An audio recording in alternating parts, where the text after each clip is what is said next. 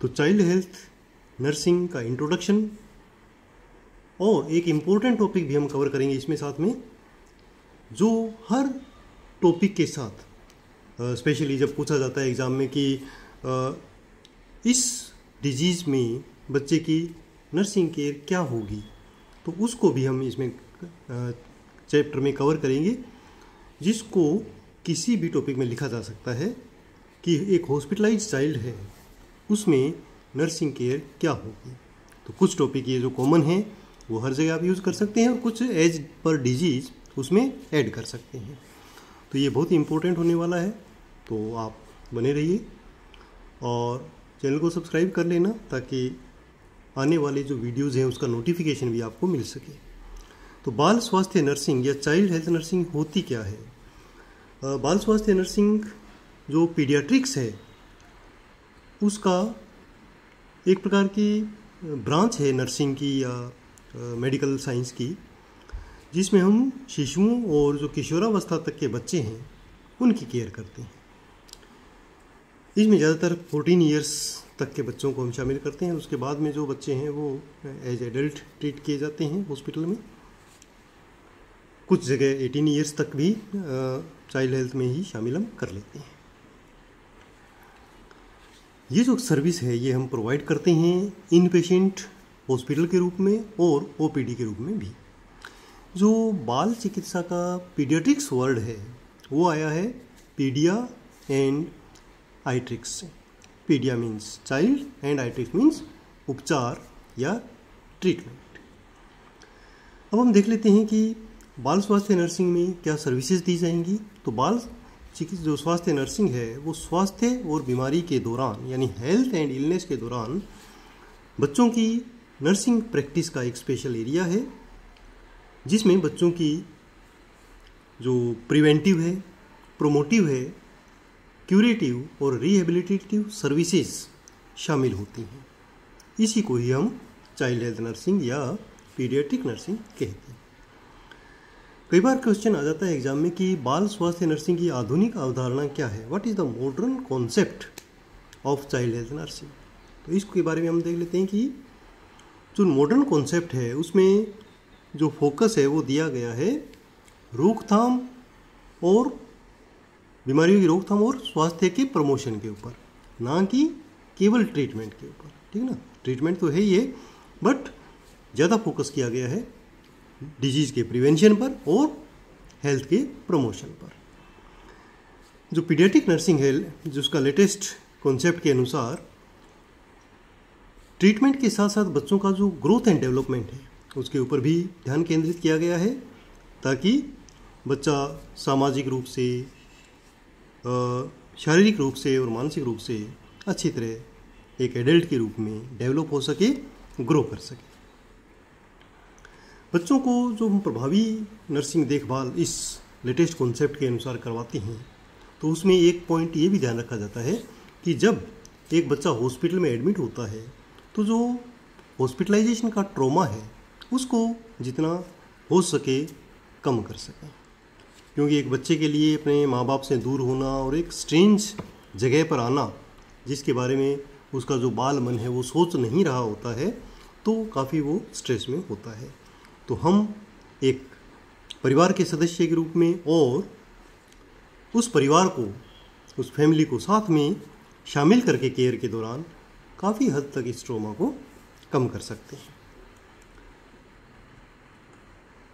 बाल स्वास्थ्य नर्सिंग की इस आधुनिक अवधारणा में हम बच्चों को जो सर्विस प्रोवाइड करते हैं वो चाइल्ड सेंट्रिक और फैमिली सेंट्रिक होती है, यानी हमारे पूरी सर्विस के केंद्र में एक बच्चा और उसकी परिवार होता है। नर्सिंग देखभाल की जो योजना हम बनाते हैं और इम्प्लीमेंटेशन करते हैं उसमें माता पिता को शामिल किया जाता है ताकि बच्चा घर जैसा महसूस कर सके।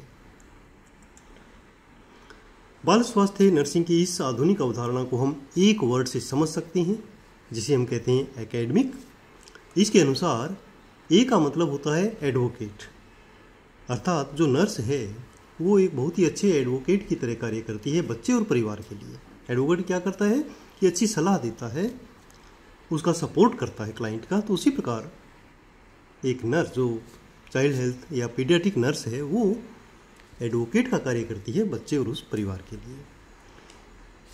सी का मतलब होता है कम्युनिकेट। बच्चे के लिए हम कम्युनिकेशन करें, चाहे वो किसी भी फील्ड लेवल पर हो, डॉक्टर से, लैब टेक्नीशियन से, किसी से बात करनी, तो हम बच्चे के लिए एक कम्युनिकेटर के रूप में काम करते हैं। इसके अलावा तीसरा होता है एक्टिवेट। एक्टिवेट क्या करना है हमें? बच्चे की एक्टिविटीज़ को, अर्थात जो बच्चा है वो हॉस्पिटलाइज्ड है बट उसकी एक्टिविटी कम ना हो, उस एक्टिविटी को एक्टिवेट करने के लिए हम प्रयास करेंगे। डी से होता है डिसेमिनेट। डिसेमिनेट मतलब कोई सूचना का प्रसार करना। किसका? कौन सी सूचना? Related to child care. उसके बारे में हम आम जनता को भी शिक्षित करें, जो उनका परिवार साथ में आया हुआ है उनको भी शिक्षित करें। तो एक हमारा ये पॉइंट रहता है कि जो आधुनिक अवधारणा है उसके अनुसार केवल ट्रीटमेंट ही नहीं, ओवरऑल केयर के बारे में सबको जागरूक करना। उसके बाद आता है motivate. Motivate means again motivate people about care of the child, यानी वो जो बच्चा हॉस्पिटल में है उसकी आगे की देखभाल के बारे में भी और करंट जो उसकी ज़रूरत है उसके बारे में भी मोटिवेट करें परिवार के सदस्यों को और जो भी हेल्थ टीम के अदर मेंबर हैं उनको भी। उसके बाद आता है इन्वेस्टिगेट। इन्वेस्टिगेट में क्या है कि इन्वेस्टिगेट हम करते हैं, फाइंड आउट करते हैं कि उस बच्चे की देखभाल के लिए कौन कौन से संसाधन, रिसोर्सेज हमारे पास अवेलेबल हैं, उनको ढूंढ कर निकालते हैं। सारे संसाधनों का यूज करते हुए बेस्ट पॉसिबल केयर बच्चे को देते हैं। और उसके बाद फाइनली आता है सी, कोलैबोरेट। कोलैबोरेशन करते हैं हम हेल्थ टीम के साथ, परिवार के साथ, ताकि बेस्ट पॉसिबल नर्सिंग केयर बच्चे को दी जा सके। तो ये सब आप नटशेल में लिख सकते हैं कि जो आधुनिक अवधारणा या जो लेटेस्ट कॉन्सेप्ट है चाइल्ड हेल्थ नर्सिंग का वो क्या है। चाहे वो 5 नंबर का क्वेश्चन आए, 10 नंबर का, उस हिसाब से आप उसका जो आंसर का लेंथ है वो इंक्रीज कर सकते हैं। नेक्स्ट क्वेश्चन कई बार एग्जाम में आ सकता है कि जो चाइल्ड हेल्थ नर्सिंग है उसके प्रिंसिपल्स क्या है, यानी वो कौन से पॉइंट हैं, कौन से प्रिंसिपल्स हैं जिनका आप ध्यान रखेंगे चाइल्ड हेल्थ केयर प्रोवाइड करते समय। तो ये भी 5 नंबर का एक क्वेश्चन आ सकता है। तो इसके कुछ पॉइंट्स हैं जिनको आप लिख सकते हैं। जैसे जो पहला प्रिंसिपल है वो कहता है कि वो नर्स ही है या पीडियाट्रिक नर्स ही है जो फर्स्ट कांटेक्ट जब बच्चे का होता है पेरेंट्स के साथ, पेरेंट्स आते हैं बच्चे को लेके, वहाँ से लेकर जब तक वो हॉस्पिटल में है बच्चा, तो सबसे ज़्यादा जो संपर्क है वो नर्स का होता है। तो नर्स का पहला प्रिंसिपल क्या होना चाहिए, पहला जो सिद्धांत है वो क्या होना चाहिए कि जैसे ही बच्चा आता है पेरेंट्स के साथ हॉस्पिटल में, तो फर्स्ट संपर्क के साथ ही उनके साथ हम वर्किंग रिलेशनशिप स्थापित करें, ताकि वो जो उनके जो भी फियर हैं वो दूर हो सकें और वो एट होम फील करें। दूसरा, ये नर्स को पता होना चाहिए कि जो माता पिता और बच्चे हैं उसके सभी व्यवहार सार्थक हैं, यानी हम ये मान के चलेंगे कि जो भी बिहेवियर बच्चा और माँ जो पेरेंट्स है वो कर रहे हैं वो मीनिंगफुल है। किसी भी बिहेवियर को हमें अवॉइड नहीं करना है। तीसरा प्रिंसिपल कहता है कि माता पिता और उनके बच्चों को ठीक वैसे ही स्वीकार करें जैसे वे हैं। ठीक है, ये सबके साथ है। किसी को भी आपको एज इट इज़ एक्सेप्ट करना चाहिए, उन्हें चेंज करने का प्रयास नहीं करना चाहिए। ठीक है, जैसे उनको एक्सेप्ट करें और अकॉर्डिंगली जो हमारी बेस्ट पॉसिबल नर्सिंग केयर है वो उसको देंगे।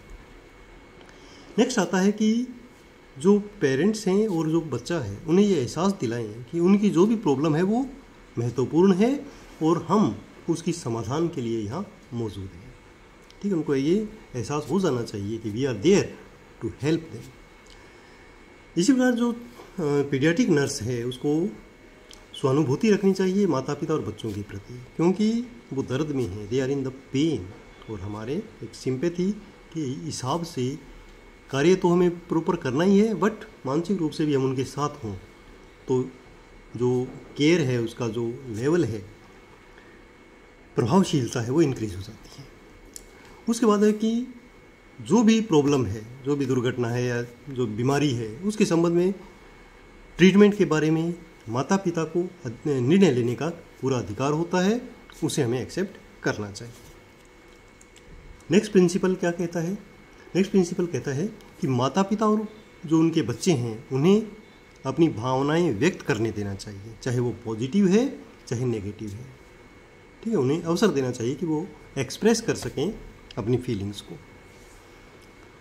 माता पिता और बच्चों को समझ आने वाली भाषा में बात करें, एक अलग ये प्रिंसिपल कहता है कि यूज सिंपल लैंग्वेज, जिसको बच्चे समझ सकें या जो उनके पेरेंट्स हैं वो समझ सकें, चाहे वो बीमारी के बारे में है या कुछ है। अगर मान लो उनसे हमें कोई क्वेश्चन भी पूछना पड़े तो एट ए टाइम एक पॉइंट से संबंधित ही क्वेश्चन करना चाहिए, एक ही विचार या संदर्भ तक क्वेश्चन पूछना चाहिए ताकि वो कंफ्यूज ना हो, स्पेशली जब आप हिस्ट्री ले रहे हैं या कुछ बीमारी के बारे में बताते समय अगर आपको कुछ पूछना हो तो। नेक्स्ट प्रिंसिपल कहता है कि अगेन माता पिता और जो बच्चे हैं उनके प्रति सहानुभूति रखें हमेशा। माता पिता को ये महसूस कराएं कि जो हेल्थ टीम सर्विस प्रोवाइड करवा रही है they are as a unit, वो उनमें एकता है और एज ए यूनिट वो हेल्थ सर्विसेज हमें प्रोवाइड कराएंगे, तो उन्हें ये समझने में हेल्प मिलेगी कि they are in the safe hands. बाल चिकित्सा जो नर्स है वो देखभाल करते समय उसका जो ध्यान है वो बांटने के लिए या बंटवाने के लिए कोई खिलौना वगैरह उसको दे सकती है, प्ले थेरेपी का यूज़ कर सकती है, और जो पेन मैनेजमेंट है उसमें भी बेस्ट पॉसिबल जो वातावरण चेंज का जो सिस्टम है, एनवायरमेंटल मॉडिफिकेशन है, उसका यूज़ करते हुए उनको केयर प्रोवाइड करती है।